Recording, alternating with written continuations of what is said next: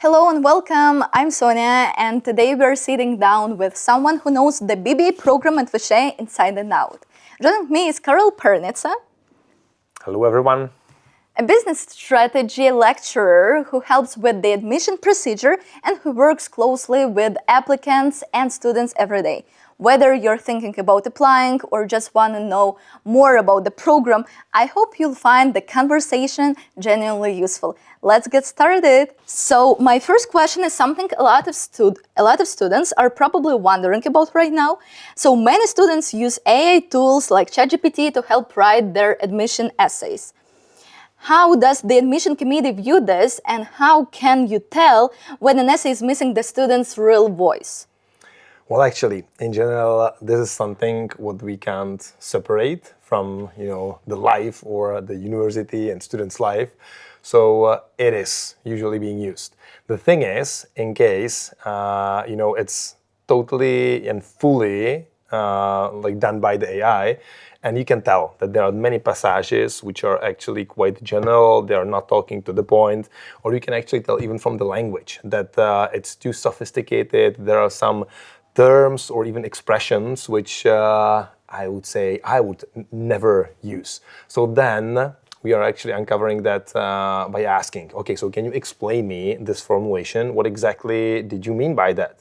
So yes, we take it. You can use the AI to somehow make the structure for you to reword or reformulate whatever you are writing.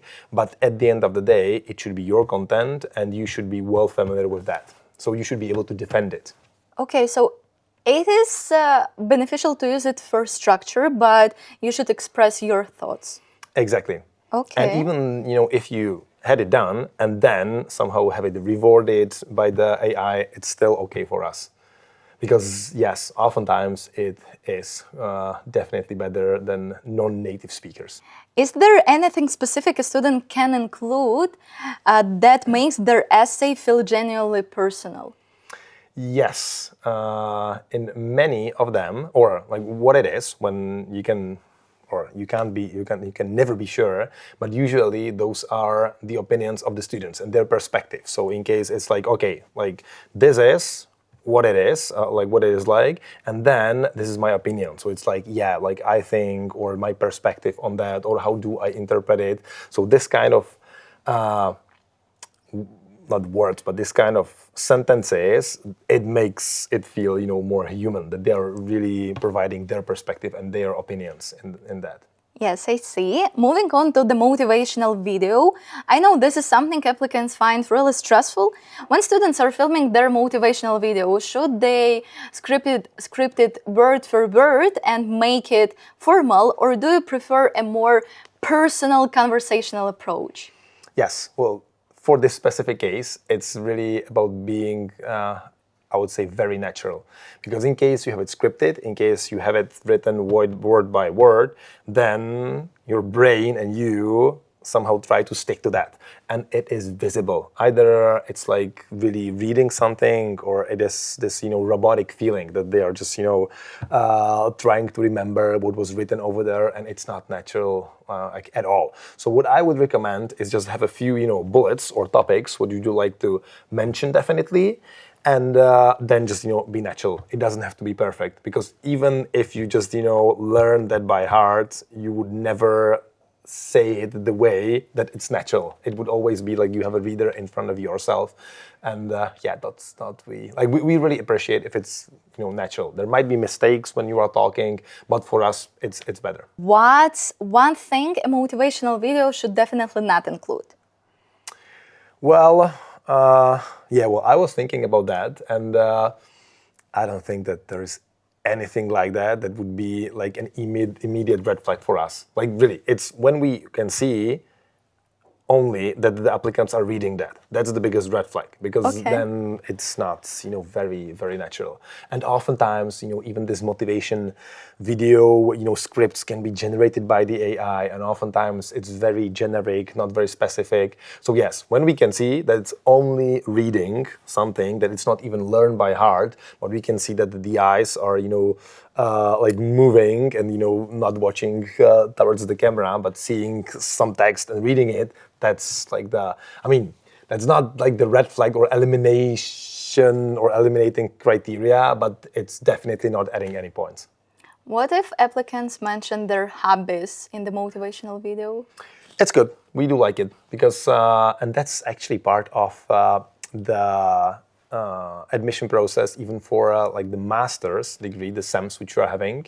And over there are some extracurricular, yeah, that's a tricky word, extracurricular activities, which they can get points for. So in case you are successful in a sports, in case you are volunteering.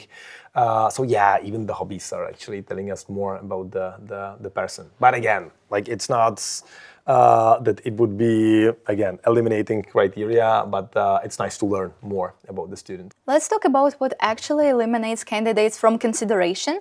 Is there a specific red flag that makes you instantly want to put an application in the no pile?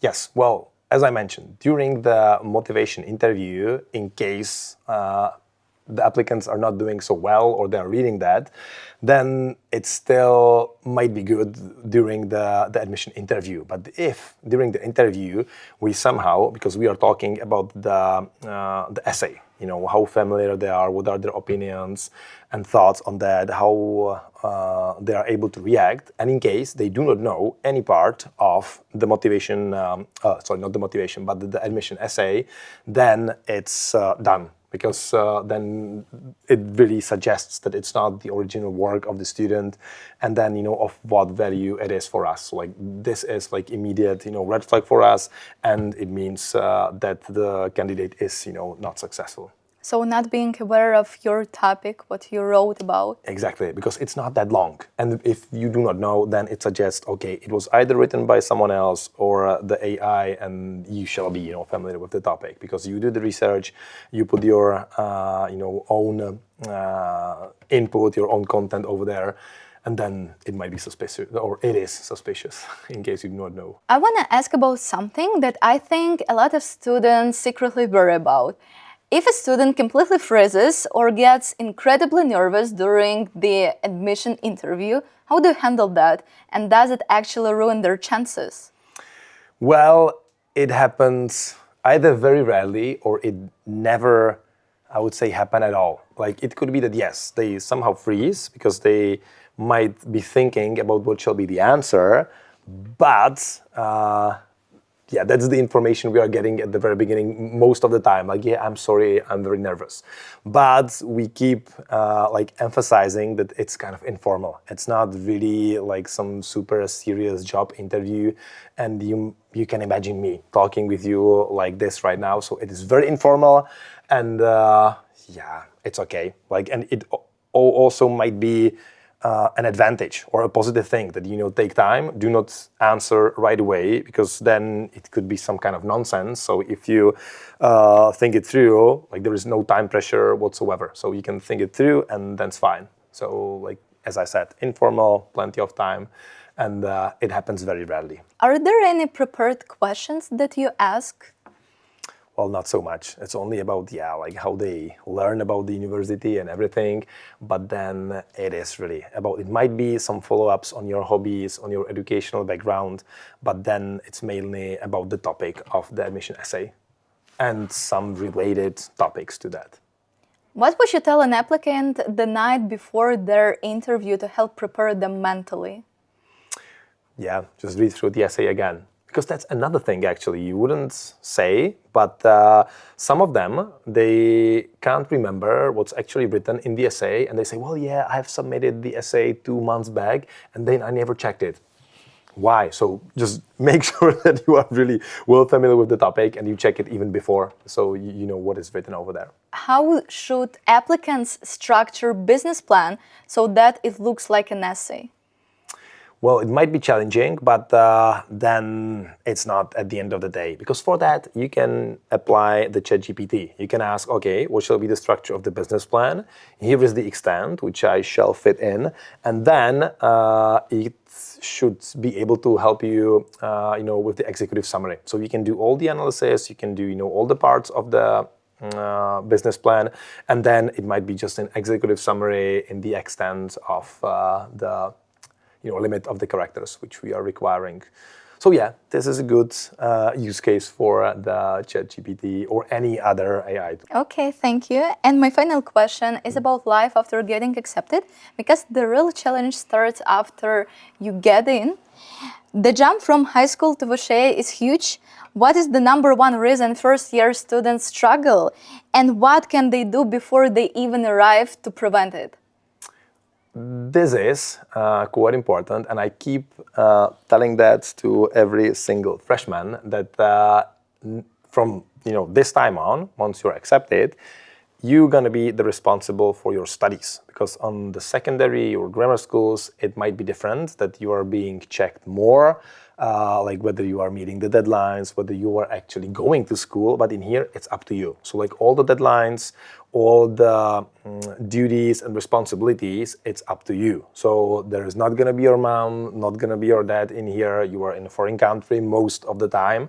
And it's really up to you. So either you will, set the priority the way that, yes, I am here for studying, or there might be other things to be done, but then it might be harder to, finish. So I guess this is the biggest difference comparing to the secondary school. That From that time on, you are responsible for your studies and for your life in here. I totally agree. At least there is a reminder on Insys to submit your homework. Yes. Yeah. Okay, and the last question is, since this program attracts a lot of international students, how does the faculty help them integrate not only into the program, but into life in Prague?